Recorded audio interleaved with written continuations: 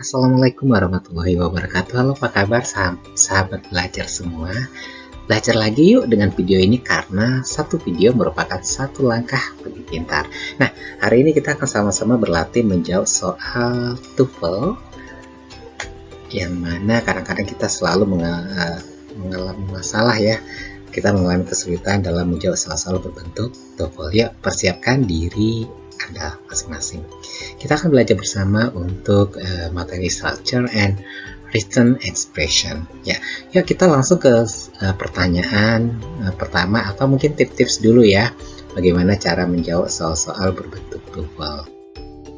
Oke, nah tips untuk menghadapi soal structure and written expression. Oke. Yang pertama, pahami struktur kalimat. Nah, pastikan kita memahami subjek, predicate, dan hubungan antara klausa dalam kalimat. Nah, kemudian yang kedua, kenali aturan tata bahasa. Pelajari penggunaan preposition, misalnya in, during, on, at, dan sebagainya. Kemudian bentuk verb, baik itu kata kerja aktif maupun pasif, bahwa ada artikel, the, and, ya, dan frase perbandingan, misalnya no, greater than, dan sebagainya. Kemudian yang ketiga, perhatikan konteks. Nah, perhatikan konteks. Makna kalimat sering kali memberikan petunjuk tentang jawaban yang benar, seperti dalam soal tentang frekuensi dan sebagainya. Kemudian selalulah latihan dengan soal-soal. Kerjakan latihan TOEFL secara rutin untuk membiasakan diri dengan pola soal dan meningkatkan kecepatan analisis kita. Nah, jadi dengan semakin banyak kita mengerjakan latihan soal TOEFL, insya Allah kita akan mudah dalam menjawab berbagai macam pola soal. Nah, yuk teman-teman semua, sahabat belajar semua, kita ke pertanyaan pertama. Oke, the question number 1. Nah, ini dia. The Irish brought the popular custom of Halloween to America 1840s. Oke, ada 1840s nih bisa menjadi kata kunci. Oke, jawabannya apa ya? Apakah A, into the, B, in the, C, within, or D, during? Baik, kita jawab bersama ya. Saya kasih waktu dalam waktu 5-10 detik untuk memikirkan kira-kira apa jawaban yang paling benar. Nah, rekan pembelajar semua, di sini ada kata kuncinya tahun dekade ya, dekade 1840. Ini kan bukan tahun tunggal, bukan tahun 1840 atau tahun 1940, tetapi ini dekadenya 1840 nih ya. Nah, kemudian yang preposisi mana yang paling cocok ya untuk menjawab pertanyaan seperti ini ya? Apakah into the, in the, within, or during? Oke, kira-kira jawaban yang paling benar apa ya? Kalau kita cek into the, nah ini kan biasanya untuk menunjukkan movement ya dalam suatu tempat secara fisik. Misalnya nih, he walked into the room, he walked into the room. Nah, itu ada movementnya. Biasanya itu menggunakan kata into. Kemudian kalau in the, nah in the ini untuk dekade ya. Untuk dekade seperti ini itu kita biasanya menggunakan in the. Jadi bisa jadi jawaban yang B ini benar. Ini kita simpan dulu ya. And then within. Nah, within ini berarti biasanya itu dalam batas waktu tertentu ya, rekan-rekan semua ya. Dalam batas waktu tertentu biasanya durasi bukan periode historis. Nah, jadi itu juga tidak cocok ya.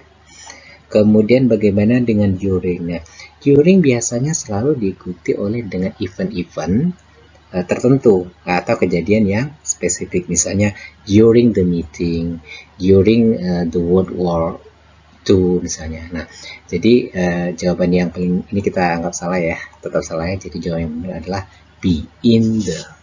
The artist brought the popular custom of Halloween to America in the 1840s. Ya, oke baik. Kita ke pertanyaan yang kedua. Nah, ini dia pertanyaannya. By observing REM or rapid eye movements, ya, to know when dreaming occur during sleep. Nah, kira-kira di sini jawabannya apa? Oke. Apakah A, B, C, or D? Baik, silahkan coba dijawab dulu rekan-rekan semua. Saya kasih waktu 5-10 detik. Kira-kira apa jawaban yang paling benar? Baik, sahabat belajar semua, kita coba ya menjawab by observing REM or rapid eye movements. Nah, ini ada pilihannya it is the possibility, ada tuh ya, is the possibility, it is possible, or then is possible. Nah, di sini kan kita butuh subjek ya. Nah, kita butuh subjek, berarti ini kita garis bawahi dulu. Nah, kita garis bawahi dulu bahwa kita membutuhkan subjek dari kalimat ini. Nah, karena di sini ada to know, jadi di sini kita butuh kata kerja pertama nih. Kata kerja nih. Nah, kita butuh verb ya, kita butuh verb. Nah, karena kita lihat dulu di sini is the possibility, jadi salah ya. Kemudian then is possible, tidak. Nah, jadi ada dua, apakah it is the possibility atau it is possible. Ya, kira-kira jawabannya yang mana ya? Ayo coba kita jawab bersama-sama ya. Nah, kalau yang E, it is the possibility, ya, it is the possibility. Harusnya diikuti oleh klausa yang tepat ya, tapi di sini ada to know. Nah, ada to, jadi jawaban yang paling tepat itu adalah it is possible to know when dreaming occur during sleep. Nah, jadi jawaban yang paling benar adalah C, it is possible. Oke, rekan semua, kita ke pertanyaan number 3.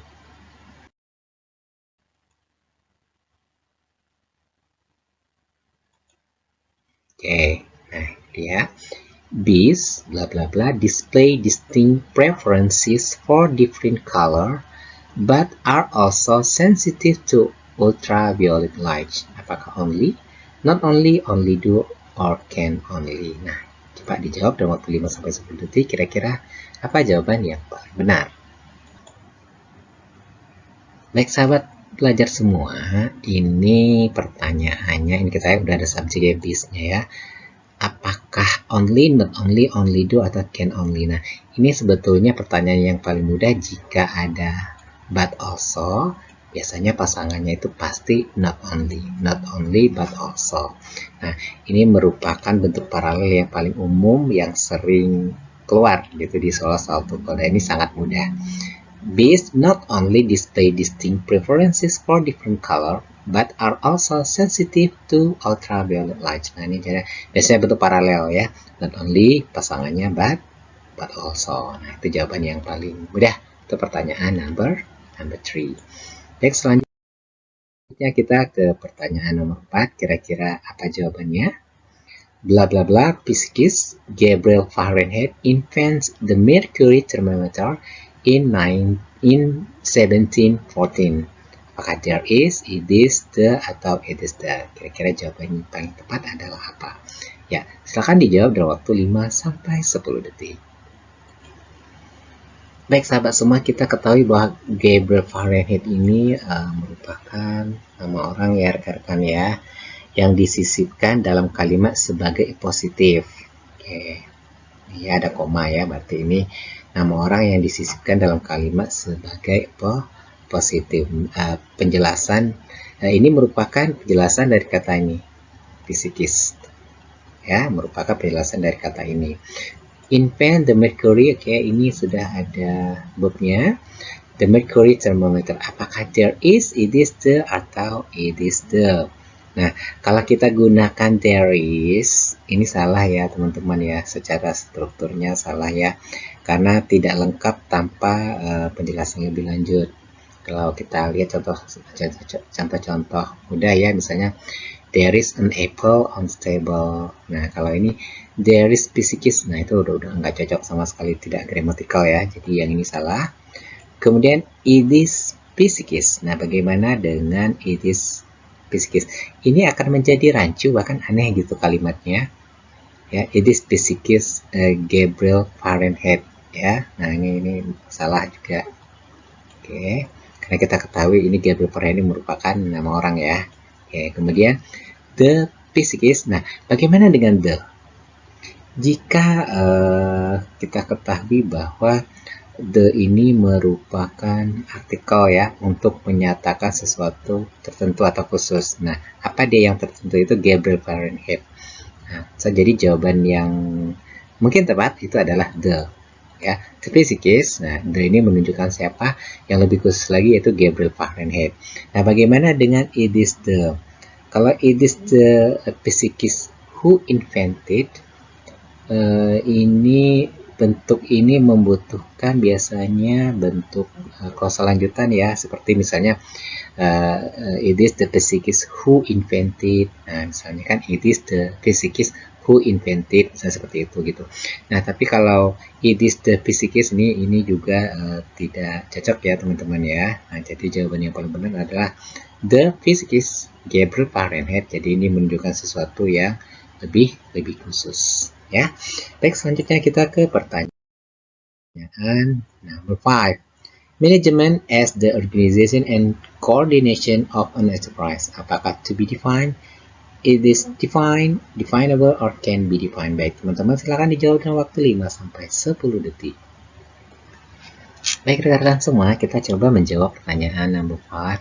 Management bla bla bla as the organization and coordination of an enterprise. Nah, apakah to be defined, atau it is defined, or C definable, or D can be defined? Nah, kalau kita lihat option A, to be defined. Nah, kata manajemen sebagai subjek ya, sebagai subjek tunggal. Biasanya kalau kita gunakan to be defined ini biasanya selalu diikuti diikuti oleh bentuk kata kerja lainnya, misalnya need to be defined. Nah, misalnya kan biasanya ini selalu diikuti bentuk kata kerja lain, misalnya needs to be defined. Nah, kemudian jadi jawaban yang ini salah ya teman-teman ya. Oke, kemudian kalau it is defined, nah manajemen ini tidak ada komanya ya. Manajemen it is defined. Nah, manajemen sudah subjek, jangan. Baik teman-teman semua, kita tadi ke soal nomor 5 ya.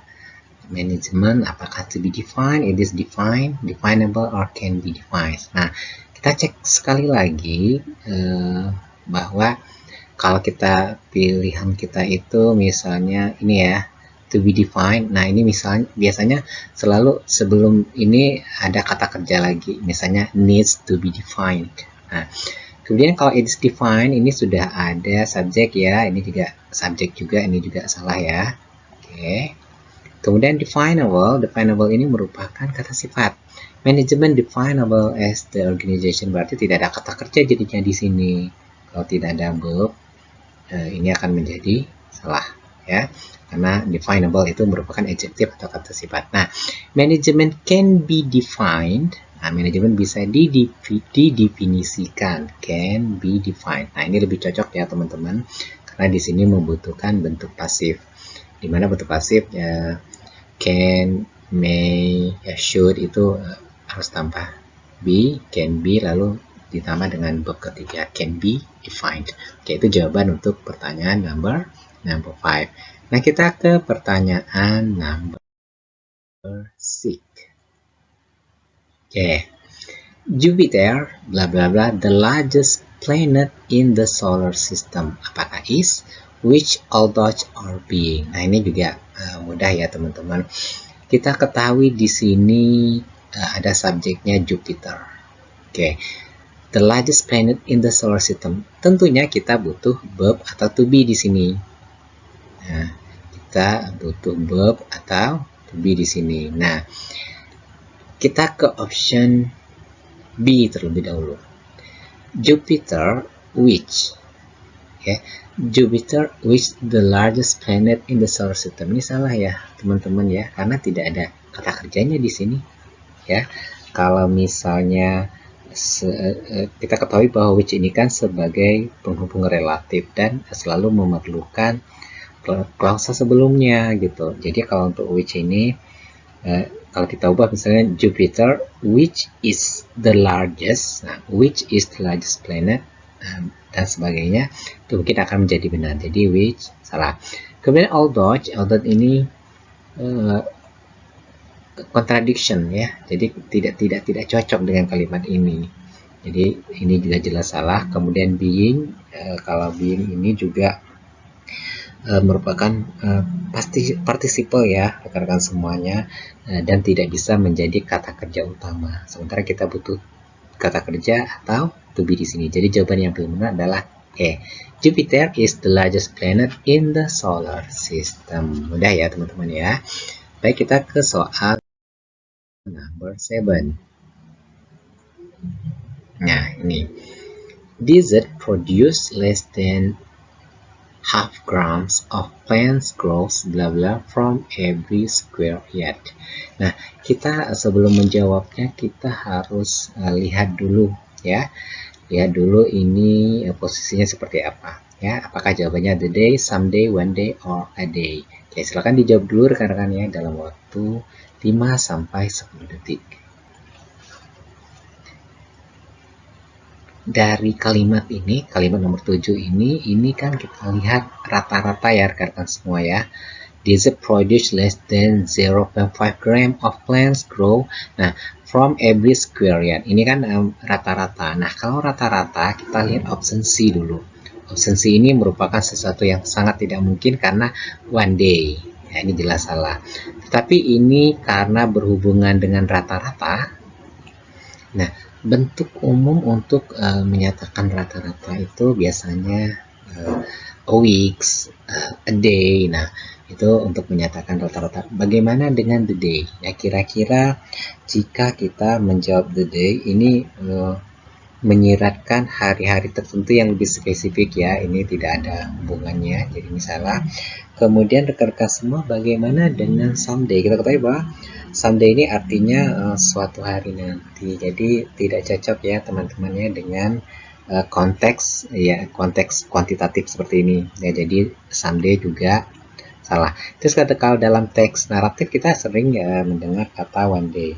Ini one day biasanya menekankan pada suatu waktu tertentu ya, suatu waktu yang spesifik. Nah, tetapi kalau untuk menyatakan apa yang kita sebut dengan rata-rata dan sebagainya, ini kita a day per hari ya. Jadi bisa jawabannya itu a day. Kenapa? Karena untuk frekuensi rata-rata atau harian itu sangat cocok kita menggunakan a day, weeks dan sebagainya. Jadi nomor 7 itu jawabannya adalah a day.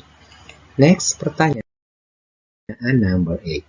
The overall efficiency of a system can be bla bla bla that of its weakest elements. Apakah no greater than, less greater, nothing as great as, or not the greater? Nah, kira-kira apa ya jawabannya teman-teman? Silahkan dipikirkan 5 sampai 10 detik. Nah, setelah dipikirkan kira-kira apa jawabannya? Ini mudah ya teman-teman ya. Ini kan merupakan bentuk komparatif ya, komparatif. Nah, biasanya komparatif negatif itu kita selalu menggunakan no greater than contohnya ya. Bagaimana dengan less greater, nothing as great as, not the greater? Nah, ini kan bukan the greater tapi the greatest ya. Oke, ini jelas salah. As great as ini sama. Sementara ini perbandingannya tidak ya, tidak sama. Less greater. Nah, bagaimana dengan less greater? Biasanya ya ungkapan ini ya no greater than yang merupakan bentuk komparatif negatif ya yang umumnya digunakan dalam bahasa Inggris formal ya teman-teman ya, terutama dalam bentuk konteks seperti teknik, logika atau ilmiah. Nah, frase ini no greater than ini kan artinya tidak lebih besar dari. Nah, ini juga menyatakan batas maksimum. Oleh karena itu jawaban yang paling tepat adalah no greater than. Ya. Baik, kita lanjut ke soal number 9. Oke, pertanyaan ke-9. Nah, the Puritans, oke, kemudian ada koma di sini. Percentage of the early settlers in Massachusetts were a pure self-disciplined people. Apa? Which size? Sizable, desizable, or desizable. Baik teman-teman, silahkan dijawab dulu dalam waktu 5 sampai 10 detik ya. Baik. Nah, kita Nah, kita coba jawab bersama nih, kira-kira jawabannya apa ya. 5-10 detik untuk menjawab. Nah, kita perhatikan dulu, ini ada kata the Puritans. Frase ini rekan-rekan semua ya menyisipkan keterangan tambahan tentang subjek utama. Apa dia? The Puritan, dalam bentuk positif. Ini ada koma nih.